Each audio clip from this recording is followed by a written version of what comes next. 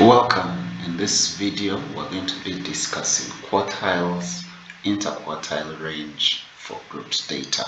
Now, in our previous lesson, we calculated quartiles and interquartile range for ungrouped data. That was data in a list, but this time I want to see how that works for grouped data. Now, for us to do that, by the end of this video, we should be able to draw a cumulative frequency curve. This one we've done before, but I want to use this opportunity to explain it again. And then secondly, use the cumulative frequency curve to determine the quartiles and interquartile range. Okay, so for grouped data, grouped data, of course, it's the one where the data is given to you when it has been grouped in a frequency table, and the difference in calculating the quartiles and interquartile range is we do that via cumulative frequency, because cumulative frequency will organize all the data in order, ascending order.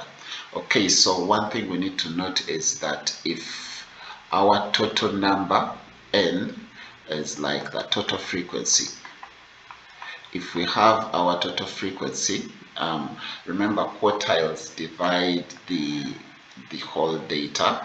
So if this is my whole data, from there to there is n. For me to think about quartiles, it's dividing the data into 4 quarters, where this is my first quarter. Now the middle second quarter, or the middle one, is actually the median,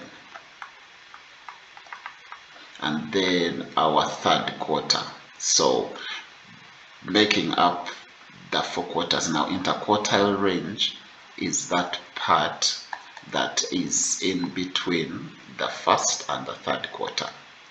Okay, now when we have grouped data, that is we've used cumulative frequency, we'll have to divide n by 4 to get the first quarter, and then we divide n by 2 to get the second quarter, and the third quarter is 3/4n. So this would be the second quarter. It would have been 2/4, but it reduces to 1/2. Let's use this example to illustrate. So the following frequency table shows the masses of school bags of 60 students, and this is the table. We are required to find the lower quartile, median, upper quartile. That's basically Q1, Q2, and Q3. So for the start, we need to first set up a cumulative frequency table so that we can draw a cumulative frequency diagram. Remember, to do that, we are going to first deal with our first data. So we have our mass and we have our cumulative frequency. So my first group would be that the mass is less than 4. So for my mass to be less than or equal to 4, that's less than or equal to 4, that is a 0, because our data is starting from 4 to 6. It's the mass is greater than 4 but less than or equal to 6. Okay, so below 4 we have 0.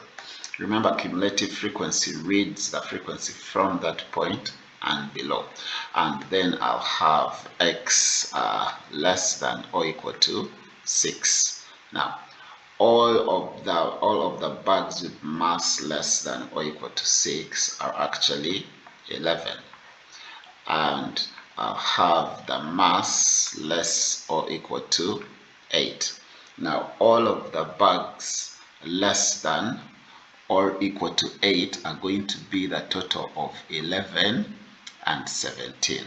Okay, and that is going to give us an 8 and a 2, 28. We have the next, which is all the masses less than or equal to 10. Now, less than or equal to 10 are going to give us the total of 16, 17, and 11, which is the same as just adding 16 and 28, and that's going to give us a 44. So here we would have 44. Then we have the mass less than or equal to 12. That's going to give us the total of 11 and the rest, and that is a 55. Lastly but not least is the mass less than or equal to 14. Now, because this is our last piece of data, it should actually total to the whole frequency or our whole n, and if you add it there, that should be a 60. Now, this is our cumulative frequency table, and it's from this that we plot a cumulative frequency diagram. I'm going to use an already plotted diagram so that I can easily explain how to determine the lower quartile, median, and the upper quartile. Okay, one thing to note that showed up in the previous homework is we need to remember that cumulative frequency diagrams will start from 0 for the y-axis, because the mass that's always before, or the cumulative frequency that's always before, is a 0. Okay, and then it's always increasing, so your graph should look something like this, and it's from this that you get to determine the quartiles. Now, one thing to remember is our total n is 60.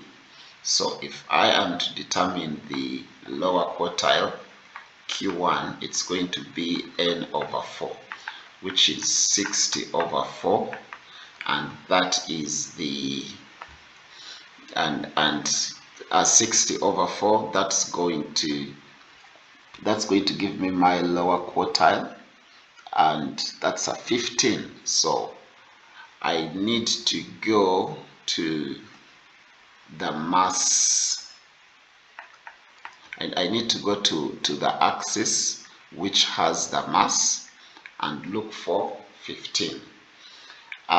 Sometimes it's going to be, so I need to go to the axis which has the cumulative frequency and look for 15. Sometimes it's going to be an estimate depending on the scale that you have.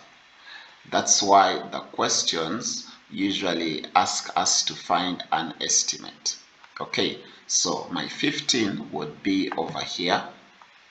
Now I draw a line from the cumulative frequency axis, or the y-axis, to my graph and to down, in order to read off the lower quartile, which is the value of the mass. Now in this case, after reading this, we're going to discover that the lower quartile, Q1, is 6.5. So in this case, my Q1 is going to be equal to 6.5. Our masses were in kilograms, 6.5 kilograms. Now I do the same for the median. Median is the second quartile, which is basically half of the data, and that is 60 over 2. That gives us a 30. Now we go to the cumulative frequency axis, or the y-axis, and read off 30. Draw a straight line from 30 to the graph and downwards to read off the mass that corresponds to the cumulative frequency of 30. Now in this case, after reading our graph, our median is going to come off as an 8.3. Now, some of the answers will vary depending on how the graph is drawn, unless if you've been given an already drawn graph. But they should be around the same range. So that's 8.3, that's my median. And lastly, the upper quartile, which should be done in the same way. Now the upper quartile is 3/4 our total value, that is 3/4 of 60. Now our 3/4 of 60 is equivalent to 45. So I will go on the cumulative frequency axis and look out for 45. It's an estimate. Draw a line to the cumulative frequency graph and downwards, and read off the value of the mass that corresponds to Q3. And in this case, this value is a 10.2. So we would have a 10.2 kilograms. Now, our question required us to determine the lower quartile, median, and upper quartile, and after that to find the interquartile range. The interquartile range in this case would be the upper quartile minus the lower quartile, and that gives us 10.2 minus 6.5. and that would give us a 3.7 kilograms. 10.2 minus 6.5 giving us a 3.7 kilograms. So for the interquartile range, quartiles, lower quartile, upper quartile, and median, for grouped data, we have to first get the cumulative frequency, draw a cumulative frequency curve. Well, it organizes the data, and then calculate the quartiles and interquartile range as discussed.